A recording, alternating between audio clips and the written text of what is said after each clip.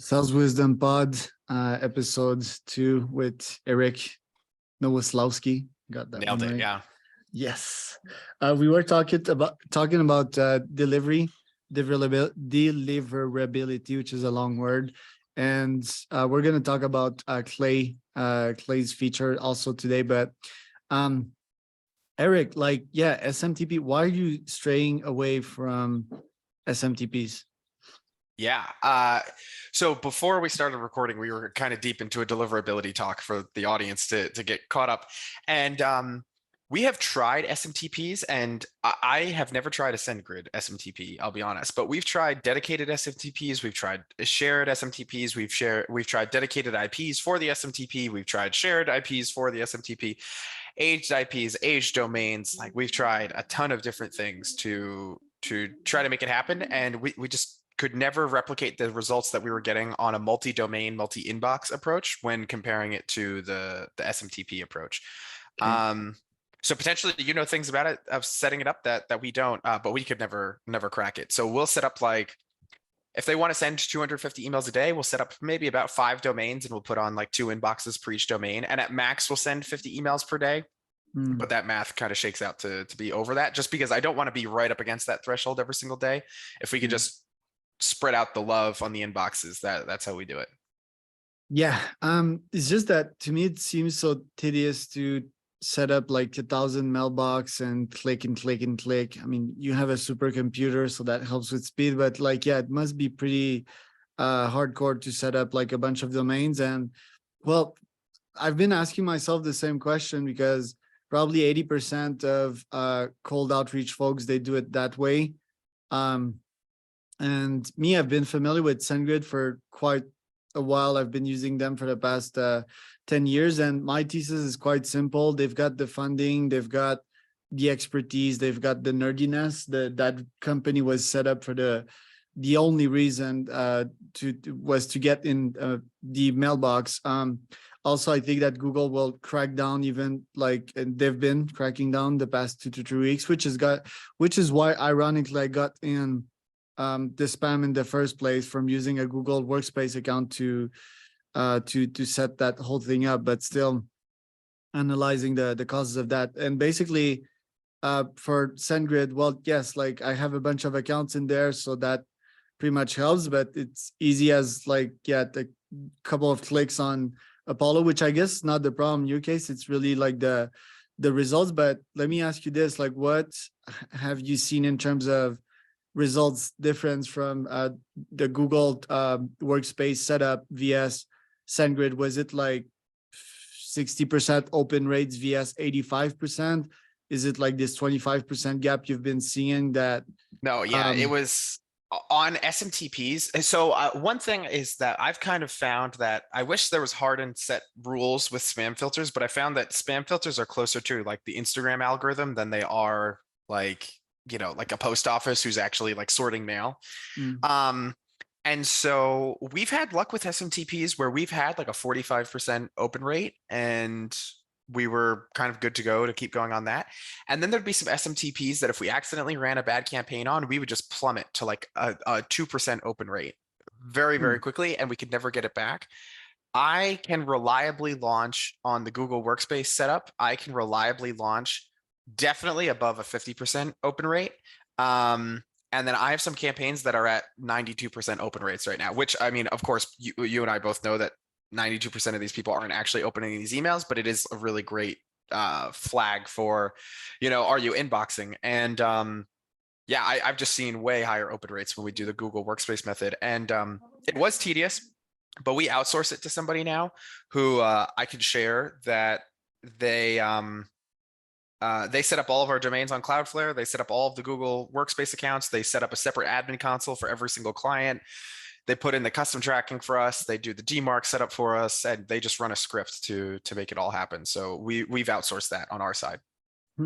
Interesting. And I can tell you that, like when I don't hit these silly spam problems every 3 years with that SendGrid account, like my opens are always over 60%.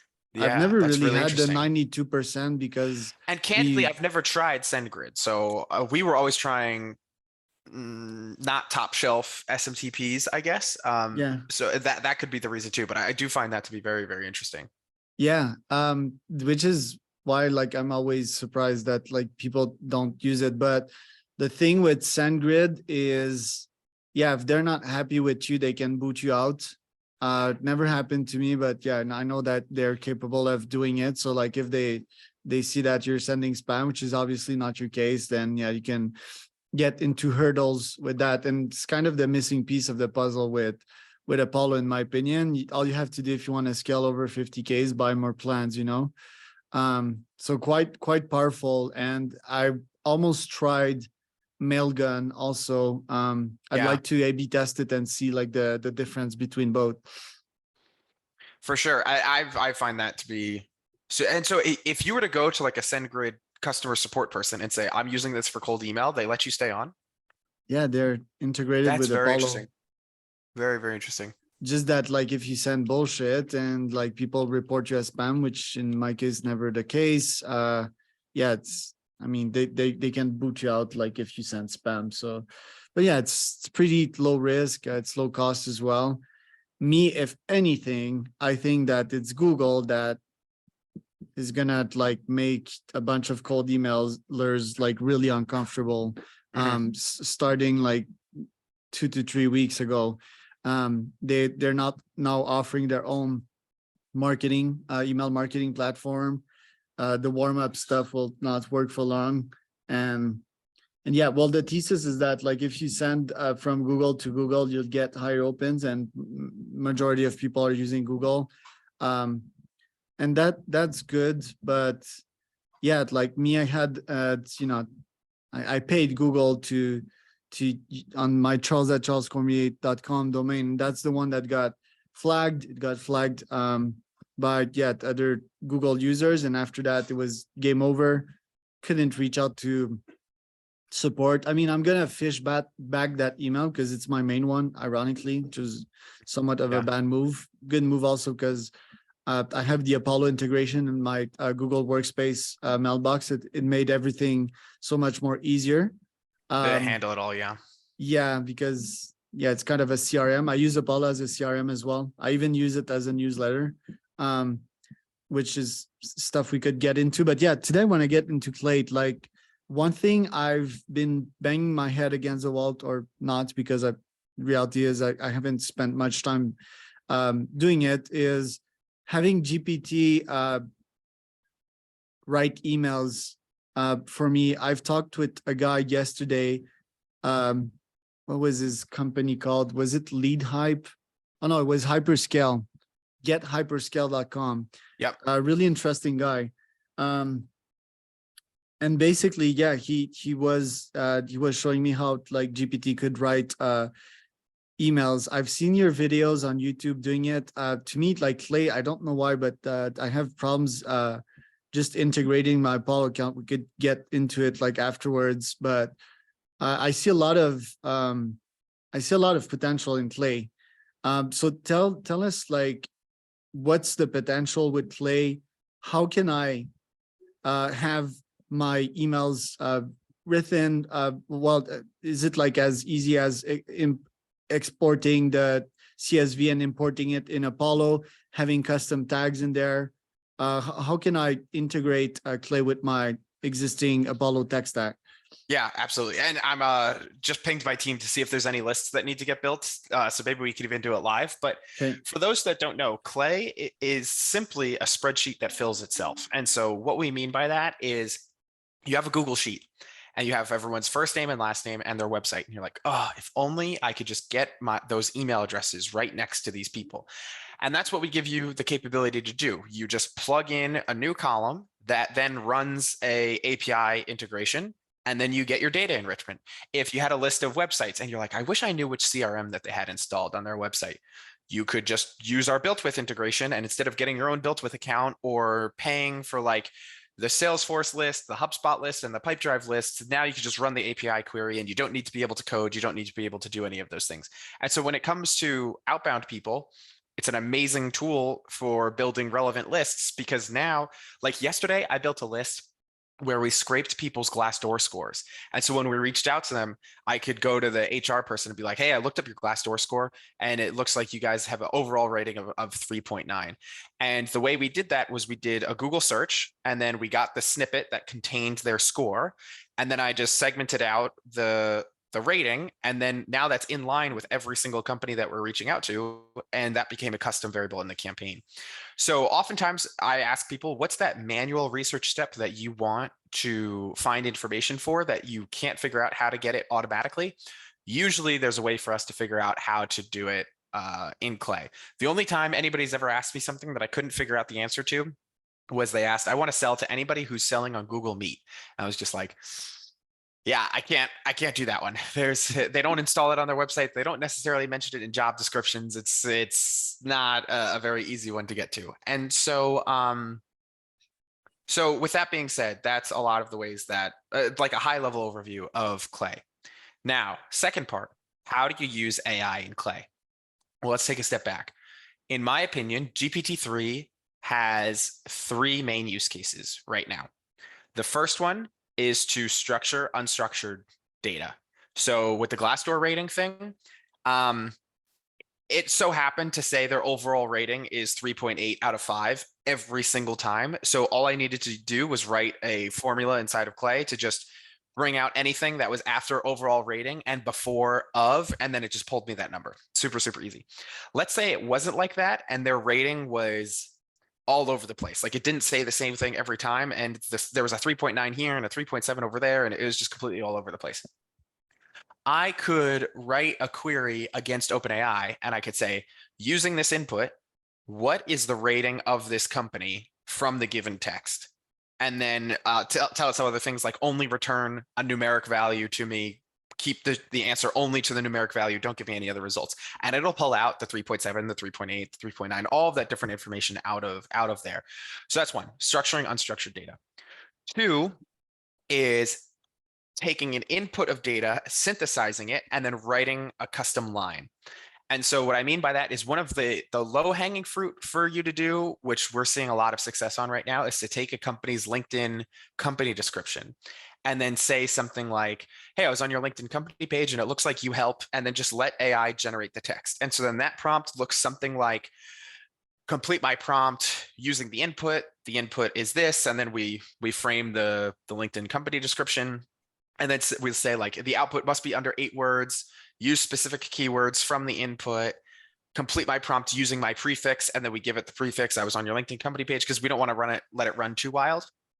And then it just has phenomenal outputs of, hey, like I was on your page and it looks like you helped people, place seniors into senior centers, which is like a list that we were just building before. And it's like, great, I would have paid a human tons of money to write that comparatively to how much this cost. So that's the second method that you can do. And then the third is writing the entire body of text, which I actually, when it comes to the actual body of text, I actually don't recommend that people write the whole email with GPT-3. Yeah, it's pretty bad. Yeah, because I compare GPT-3 at this point to a 5-year-old at a bowling alley. It has almost no shot of making a strike, 0 chance of making a strike. But if you put up the guardrails, you give it a little ramp to push the bowling ball with, you point that ramp, you do a lot of things to like really ensure that it's ready for success, you can hit strikes every time, but you need to set it up a lot to be able to do that. And there's just too much variance if you're trying to write a whole email. And so now you probably insulted like 50% of the planet, because GPT is a better copywriter than 50% of humans. But yeah, continue. And so the last thing that you're asking about was, how do you use this in your Apollo account or just your general sending tools overall? The way that we use it is we just frame up the entire line inside of Clay. And then like I have some email campaigns where it's literally like first line, third line, PS line, because there's no customization in the second line and there's no customization in our call to action. So we only need the first line and the third line to be customized. And maybe we're customizing, excuse me, maybe we're customizing it based off of their industry or like whatever it might be. So that we literally, there's no other typing. It's literally the first line. We build the entire first line in Clay. Mm. Then we have the second line, which is spaced out in your sequencing tool because it's really tough to get spaces and like formatting correct just inside of Clay. And then we keep doing that. And then we'll have, like I said, the third line and then the PS line, and they're totally written out in Clay so that when we push to the campaign, one, it's impossible to push to a campaign if those lines aren't complete. So we do a lot of quality assurance inside of Clay. And then two, we'll sometimes make it optional. Like if we don't have a PS line, like I wouldn't recommend this PS line if you're targeting SaaS founders or e-commerce founders or marketing agencies as well. But if you reach out to somebody, this PS line, if you reach out to somebody and say, oh, hey, Charles, like I noticed that you're based in Montreal. Have you ever heard of this restaurant? I've heard really good things about it. That will kill. Like Really? people. Oh, that crushes, but not in industries where they see this kind of stuff all the time. One industry that will run campaigns for, which I actually have a call for right after this call, is private equity companies that want to buy businesses. And so they want to buy like pest control businesses. And so I'll be like, oh, hey, like your pest control business, I saw it has 4.4 stars. I saw that you've been the founder since 2010. And was just wondering if you want to sell your company. And then we'll put in the bottom, oh, like I saw you're based in Chicago. Have you ever tried this restaurant? I've heard really good things about it. The Yelp scraper will even give us the neighborhood sometimes that the restaurant is in. So we'll even be like, my cousin told me about it. It's like located in like next to the White Sox park or something. And they'll tell me that like people come onto the calls and they're like, that's the most personalized email we've ever received. And it's like, yeah, it's like we scraped it. Like we didn't manually write it at all. Yo, I have something about that. So yeah, like you said, people that have already got those emails, like myself, like, yeah, we don't like it. Yeah, obviously you're gonna we know see that. Yeah. And the biggest hack, I guess, is to physically visit all of these countries and do something interesting. I mean, for digital nomad, way easier. And I'm saying this because I'm doing Serbia campaigns right now. And my PS is that I stayed there for 3 months and I ran a marathon. And that's why people respond to that, to my emails, you know? So, of course, yeah. So what I do, like, and I'm planning to do like a whole bike ride throughout the US. You can join me in your state whenever you feel like it. But I bike ride all the time. I would 100% do that. Yeah. And like, yeah, have a story in every state, right? Or every big city that you outreach to. And that would be pretty huge for a campaign. Yeah. So it's like if you're an SDR out there, you really want to go get it. Well, yeah, travel, have actual experiences in there, and yeah, your emails will work pretty well. Oh, absolutely. One thing, and we're going to test this, and maybe I shouldn't even mention it, but I'm going to mention it. We're testing this. I have no clue if this is going to work. The reason why we're testing it is because we have this like blanket campaign where we're just trying to attract high net worth individuals. And we just literally, the only personalization we do is like, hey, I was going to call you at, and then insert their company phone number. From Apollo, like nothing crazy. I was going to call you at this phone number, but I figured that you'd be busy, so an email would be easier. And then we just get into like a slight pitch about this event. That is, we got a 3x response, a 3x increase in response in comparison to the A/B test of not putting in the company phone number there. And then we get people all the time who call back or like who email back and they're like, just call me at that number. I'm available right now. We tried putting their mobile number in, and way too many people thought it was creepy. They were like, nope. Yeah, they were like a lot more curse words on that one. Yeah, so what we're gonna have much of those on Apple. You have like 20 per month. Yeah, most people use Seamless for mobile numbers, right? Yeah, exactly. And so what we're going to test is we're going to run a campaign at people who have graduated college between 1975 and 1985. And we're going to write 2 lines, one for a financial crisis that happened in between 1975 and 1980, and then another one for a financial crisis that happened around like 80 to 85. Love it. And then we're going to be like, hey, like I was looking at your profile and I wanted to reach out. I noticed that you graduated college all the way back. And here, do you remember during the Asian financial crisis when inflation in the United States was crazy? Now, I'm not saying that inflation is going to be like that right now, but we're putting together an event talking about what could be done about the inflation right now. Have 0 tests for it right now. Maybe we'll do a part 3 and I can tell you how much it is, like how that campaign did. It will work. I think it'll crush. Work. Oh, yeah, I think it's going to crush. especially business people, recessions, they love to talk about it because it's a love and hate thing. Like people thrive in them, but also some people got horrible experience. And either way, even if they had a horrible experience, they had good lessons derived out of them. So yeah, especially if you're talking to investors, it's gonna work 100%. Yeah. So, Or the and that's the like, dot that's the com crash approach. also you could try. Yeah, that's what we're That's gonna a big do. one.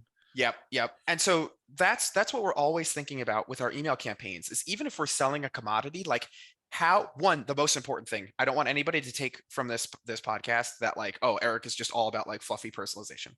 Number one pinnacle thing is how can you connect a pain point that they have relevantly to your offer. So I have like a real estate SaaS or real estate social media SaaS that helps realtors Hmm. get listed on.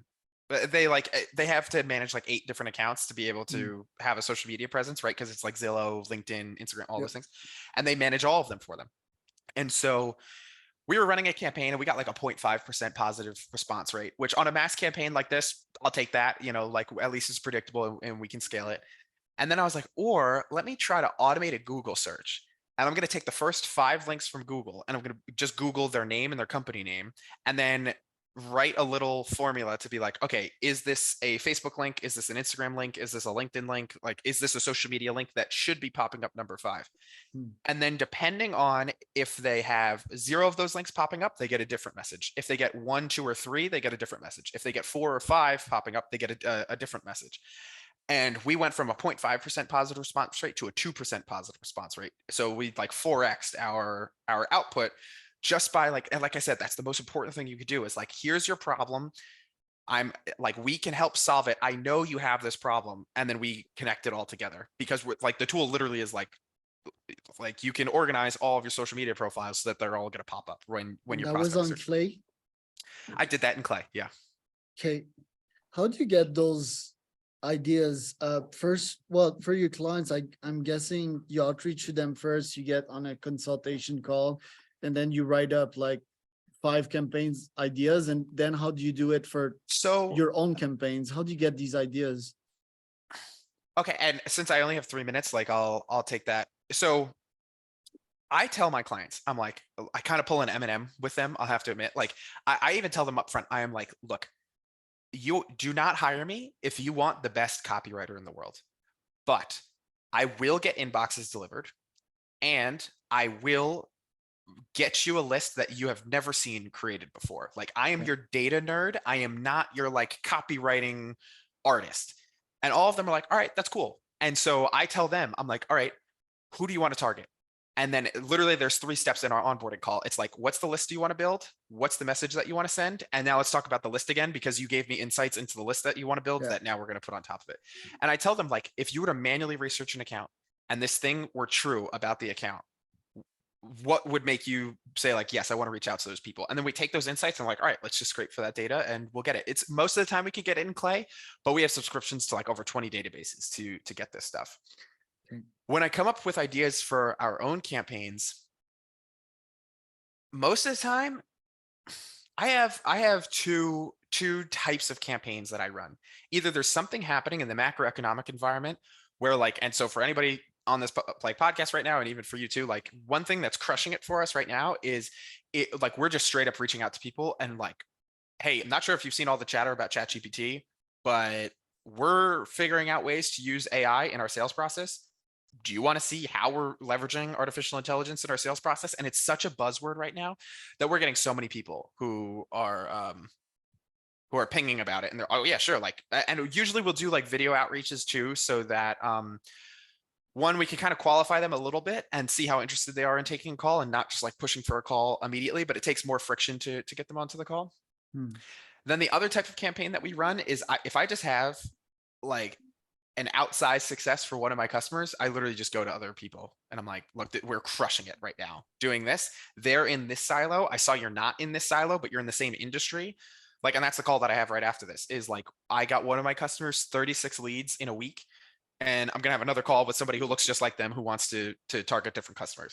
And so then like you can walk up to somebody, and I literally said like, our whole email was literally like, hey, like, it looks like you run this kind of company. I just helped somebody and we got 36 leads in the very first test that we did. Like, I think we should have a conversation about this. And they're like, yes, we should, Yeah, yeah, yeah. and so that's the two ways that we kind of think up of our own campaigns. But when we're working with clients, it's which we're actually trying to get out of, because it's like it's very heavy and it's tough for me to like train a team to be able to do that. Because every list is custom. Like the Glassdoor thing, I had to teach them how to do the Glassdoor thing. Like, no, they don't know how to do it. And it's just like, you have all these one-off data things that I know how to do, but it's difficult to teach them to scale it. But yeah. 100%. You've dropped so many insights, and yeah, we both have calls. So where can people find out more about you, Eric? Yeah, so just LinkedIn, if you just go Eric Nowoslawski at either Clay or Growth Engine X, whichever one you'd like. LinkedIn.com/in/outbound PhD. And then you can go to the website, Growth Engine X. I built it myself in a weekend, so it's not going to win any awards if anybody wants to say anything about it. But yeah, that's where people could find me.